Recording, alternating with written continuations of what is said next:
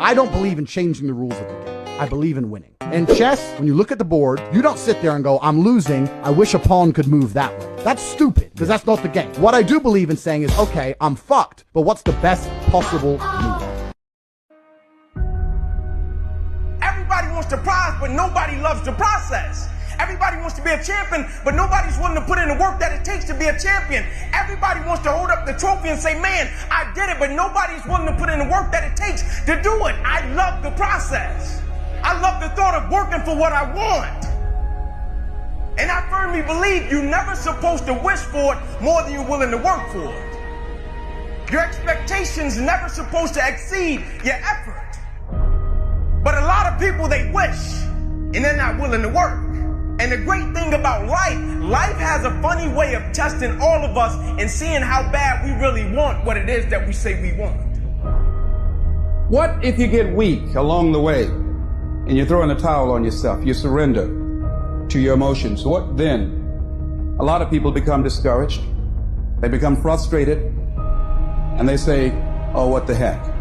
And they go back to doing what they were doing before, saying it doesn't work.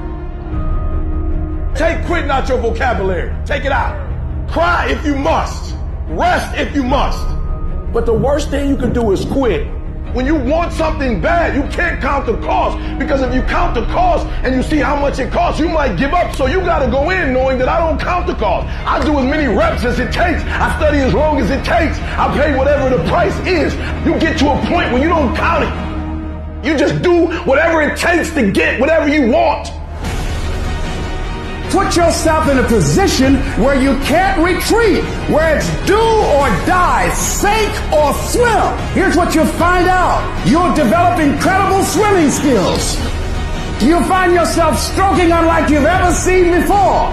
Through the inspiration of desperation, you'll become more creative than ever before. Throw your whole self into it. So as we look at the future, we can decide that from this day forward, as I look at all the dimensions of my life, looking at myself mentally, emotionally, and spiritually, I'm going to do all I can do to develop me. When you leave, what you fighting for? What's your legacy? What you gonna do? You say you a champ, but do you practice like a champ? You say you a champ, do you fight like a champ? You say you a champ, do you have the mentality of a champ? The universe responds to the man or woman that refuses to be denied.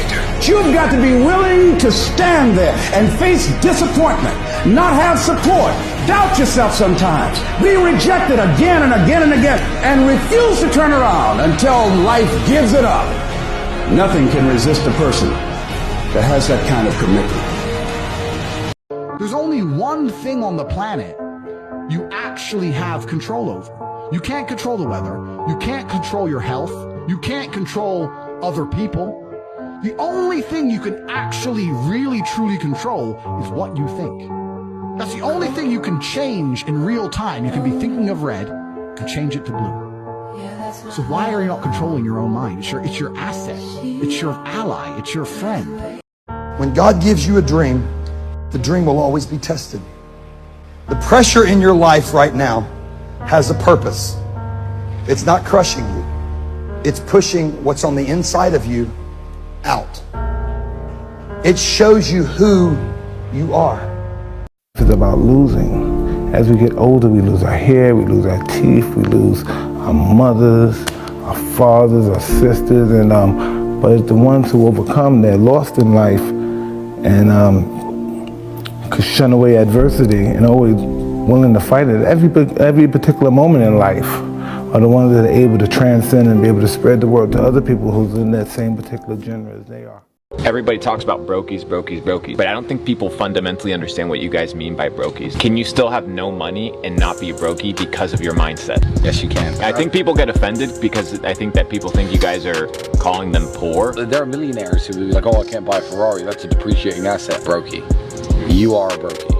Like, seriously, get over it. There'll be dudes making $150,000, $200,000 a year that are super reliant on their job. They can't speak freely. If they say the wrong thing, they'll fucking lose their place at the office. So broke is a condition of the mind and not the body. I'm gonna be real with you. Your family's not going to understand it. The people in your hometown aren't going to support you. And no one's gonna believe in you until you have something to show for it. That's just how it is. So when you start, do it for yourself.